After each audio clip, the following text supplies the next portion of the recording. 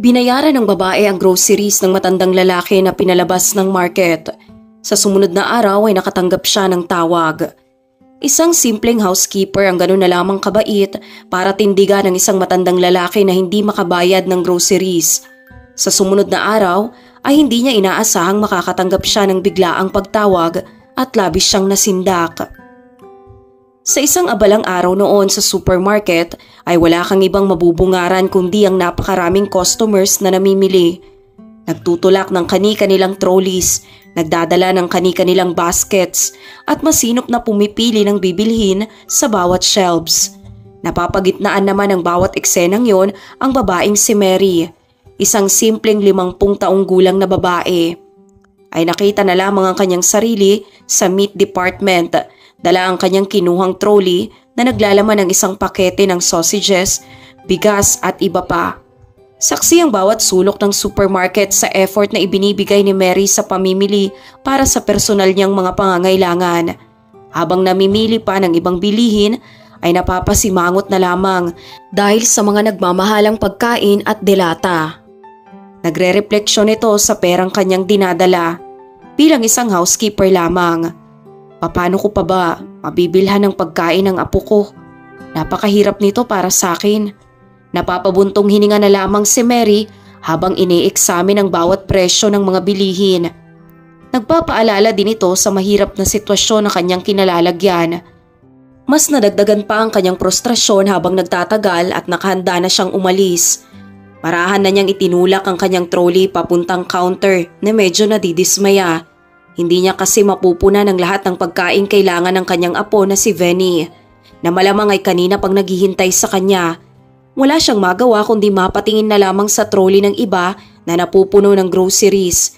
Iba-ibang klase ng kanya sanang kailangan. Gaya ng beans, mga gulay at ilang masasarap na produkto gaya ng cookies, snacks, cakes at coffee. Mga bagay na hindi niya mabili dahil sa mababa niyang sahod. Ang atmosfera sa loob ng market ay nakakadagdag lamang sa kanyang kalungkutan. Hays, gusto ko pa naman sana na mabilhan ng chocolate milk para sa almusal ng apo ko. Sambit ni Mary sa kanyang sarili habang dinaranas ang realidad ng buhay. Pagdating sa counter para magbayad ay hindi napagtanto ng housekeeper na siya pala ay nasa preferential line, bunga ng labis na pag-iisip. Napatayo na lamang siya doon at tila natutulala. Dito na dumating ang isang lalaki na may dalang basket na naglalaman ng ilang pinamili. Sige po, mauna na muna kayo sir. Hinayaan na lamang muna ni Mary na mauna ang matandang lalaki bilang pagpapakita ng kabutihan. Ang babae naman sa counter ay nagsimula ng i-scan ng bawat pinamili ng matandang lalaki. Dito na napagtanto ng lalaki na hindi pala sapat ang dinala niyang pera. Nadismaya na lamang bigla ang lalaki sa kanyang sarili at napapayuko na lamang sa kahihiyan. Pasensya na, nakalimutan ko yung pitaka ko. Nasaan na yung pitaka ko? Ang matandang lalaki ay napapakapa na lamang sa loob ng kanyang bulsa, nag-aalala at labis na natataranta. Ang cashier naman na waring hindi nakakaunawa sa sitwasyon ng matanda ay nagsimula na sa kanyang mapanglait na mga salita. Ano bang tingin mo sa amin mga stupida? Nanluloko ka lang ata eh. Mukha namang wala ka talagang pera. Ang dalagang cashier ay sadyang naging bastos sa matanda ng mga sandaling yun at nasaksihan ito ng marami. Pinipilit naman ng lalaki na ipaliwanag ang kanyang sarili. Sinasabing nakalimutan lamang niya ang kanyang wallet. Nang dahil lamang sa lumang kasuotan ng lalaki, kaya naman mahirap sa kanya na mapaniwalaan ang cashier sa puntong yun. Pulubi ka siguro no?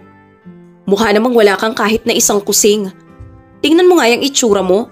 Magbayad ka, kung hindi ay umalis ka na lang. Kahit na ang basket ng matanda ay naglalaman lamang ng isang pakete ng crackers, ilang yogurt at bag ng harina ay naging dahilan na ito para pagsospetsahan ng lalaki at akusahan ng kung ano-ano. Inoobserbahan naman ni Mary ang pagkatensyon ng eksena at hindi naman nagugustuhan ni Mary ang inuugali ng cashier, kaya naman hindi na rin niya napigilan ang kanyang sarili.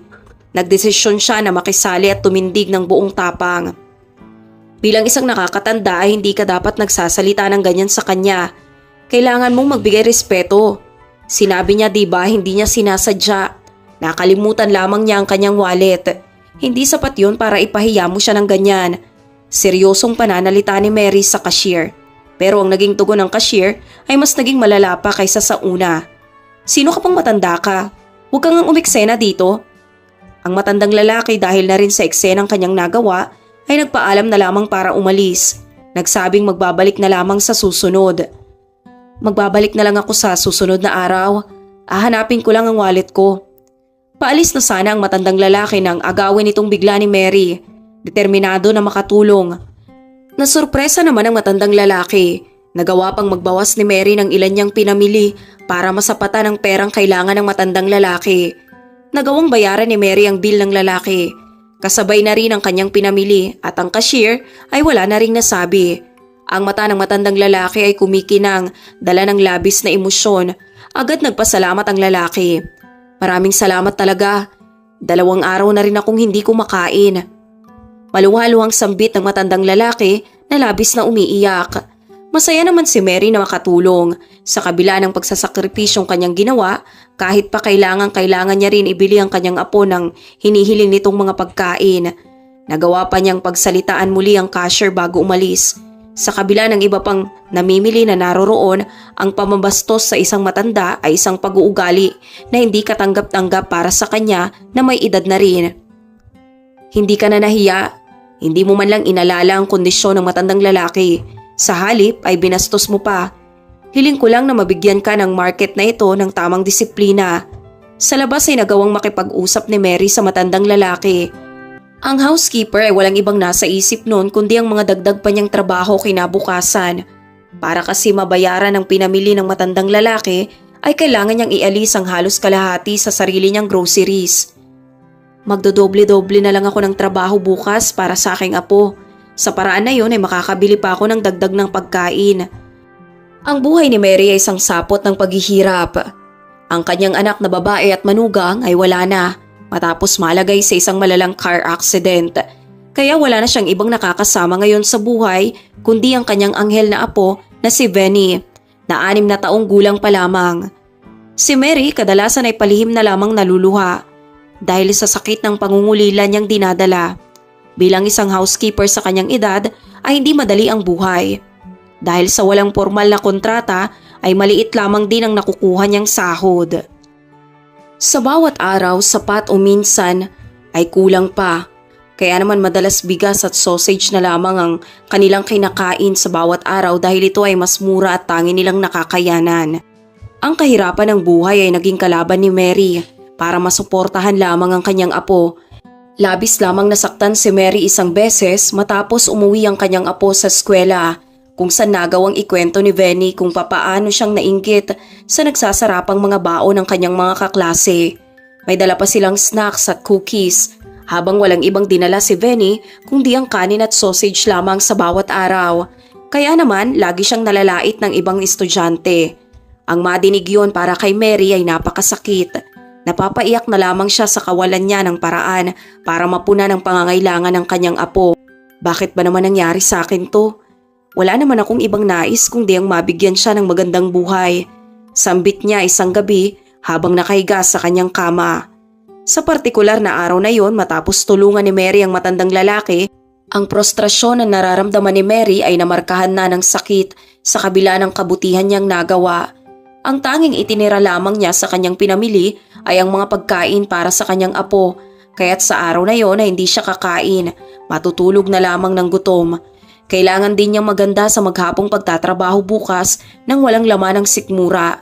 Nagtitiwala na lang si Mary na magagawa niyang kayanin ang lahat. Ito ay isang mantra na umiikot ng umiikot sa kanyang pag-iisip. Hindi siya pwedeng magpakahina at kailangan lang palaging magpakatatag sa buhay kahit na mahirap. Pagsapit ng umaga ay pinaghandaan na niya si Benny ng makakain at mababaon nito. Binihisan na rin ang uniform at inihatid na papasok sa eskwela. Pero may isang bagay pala na mangyayari na sadyang hindi niya inaasahan na siyang magpapabago ng lahat. Nangihina man at gutom ay hinarap pa rin ni Mary ang kanyang tungkulin ng maayos. Labis na binabagabag ng nakaramdam niyang magkahalong pag-aalala at labis na pagkagutom. Nahihilo na ata ako. Nasakit ng tiyan ko sa gutom. Pero hindi dapat ako mahilo. Kailangan kong tapusin ang aking trabaho para sa aking apo. Isinaisip na lamang niya ang hirap at pagod sa pagtatrabaho. Para kay Venny ay nakahanda naman siyang gawin ang lahat at magtiis. Naghahanap na lamang siya ng mahuhugot na lakas para magpatuloy. Dahilan ito para kahit papano medyo maging pulido ang kanyang trabaho dala ng panghihina. Kaya nang mapansin ng kanyang amo ay nakatanggap siya ng malalang paninermon. Ano ba naman yan, Mary? Ayusin mo naman ang trabaho mo. Kuskusin mong maigi yan, ang mga sahig lampasuhin mo ulit. Binabayaran kita dito ng maayos, kaya umayos ka rin sa pagtatrabaho. Pag naabutan ko pa yung ganyan ay mawawalan ka ng trabaho, tandaan mo yan. Sa oras ng pananghalian ay naging mabigat pa kay Mary na masdang kumakain ng masasarap ang kanyang amo habang siya'y nagtitiis sa pananakit ng kanyang tiyan. Nang dahil hindi niya matiis ang amoy ng masarap na pagkain ay umalis na muna si Mary at lumayo. Kaya naman ang kanyang pahinga ay pinalipas na lang muna niya sa hardin. Kailangang libangin ko ang isip ko nang hindi ko madama ang gutom. Napupuno ang kanyang pag-iisip ng labis na frustrasyon sa kung papanong ganun na lamang ang kanyang buhay at papano na lamang ang kinabukasan ng kanyang apo. Dito na naganap ang isang bagay na hindi niya inaasahan. May tumawag sa phone ni Mary na hindi kilalang numero. Hindi naman normal sa phone ni Mary ang may tumatawag kaya't labis siyang kinabahan. Pero ang pagka-interes na rin ang nagbigay sa kanya ng dahilan para sagutin ang tawag. Sa kabilang linya ay nadinig niya ang boses ng isang lalaki. Hello ma'am, kayo po ba si Mary Green? Oo, ako nga. Naalala mo pa ba yung ginawa mo kahapon nung binayaran mo yung pinamili ng isang matandang lalaki sa supermarket? Nagtaka naman si Mary kung papanong nalaman yon ng lalaki. Dito na ipinakilala ng lalaki ang kanyang sarili sa pangalang Roger Freeman at siya umano ang anak ng lalaki na tinulungan ni Mary. Pwede ko ba kayong makita ng personal ma'am? Nais ko po kayong makausap. Nag-alok si Roger ng libreng pananghalian, isang bagay na waring hindi matatanggihan ni Mary na halos mawawalan na sa kanyang kamalayan dahil sa gutom. Nang sabihin ni Mary kung saan siya pwedeng mapuntahan ay pumarada na sa kanyang harapan ang isang magarang itim na kotse. Agad siyang isinakay ng dalawang lalaki na nakasuit at inihatid sa isang magandang restaurant. Dito ay napwesto siya sa isang mesa kasama si Roger. Ang aking ama na si Albert Freeman at ako ay nagpapasalamat kung paano mong tinulungan ang aking ama. Salamat sa pagtatanggol na ginawa mo mula sa bastos na cashier na yon. Hindi mo naman din kailangang bayaran ang pinamili ni Dad pero nagawa mo pa rin. Pasasalamat ni Roger. Isiniwalat din ni Roger na siya ang may-ari ng pinakamalaking cleaning product company sa kanilang bansa. Si Mary ay hindi naman makapaniwala na ang matandang kanyang tinulungan ay isa palang makapangyarihang tao. Nagawa na rin ni Roger na magpaliwanag kung bakit ganon ang ayos ng kanyang ama. Ang kanyang ama umano ay may mental condition na kadalasan na hindi nito makontrol at dahil sa pagiging abala ni Roger bilang isang negosyante ay hindi niya gaanong natututukan ang kanyang ama dahilan para makatakas ito paminsan-minsan lalo't ayaw din nitong nagpapaalaga sa mga nurse. Kaya nagawa nang dalhin ni Roger ang kanyang ama sa isang nursing home na kanya na lamang binibisita sa bawat pagkakataon. Pero madalas pa ring nakakatakas ang kanyang ama at ang isang insidente na ngayon ay nang matulungan nito ni Mary. Sa puntong yun ay nalinawan na si Mary sa nangyari. Bilang pasasalamat ay nagawang abutan ni Roger ng malaking halaga ng pera si Mary. Tanggapin mo na yan pakiusap. Para yan sa isang taong karapat-dapat. Alam kong kailangan mo yan. Si Mary ay naluluha na lamang ng walang tigil at nagpapasalamat din. Matapos ang pangyayaring yun ay nagawa ni Mary na maibigay ang pangangailangan ng kanyang apo at naging sapat na rin ang perang kanyang natanggap para makapagtayo ng isang sariling tindahan na mas napupuno ng kanilang pangangailangan. Alam ni Mary na ang lahat ng nangyari ay itinadhana ng may kapal at labis niyang ipinagpapasalamat sa Diyos sa pamamagitan ng panalangin. Masaya si Roger na may mga tao pa rin sa mundo na nakahandang tumindig sa kahit sino man na nangangailangan ng tulong.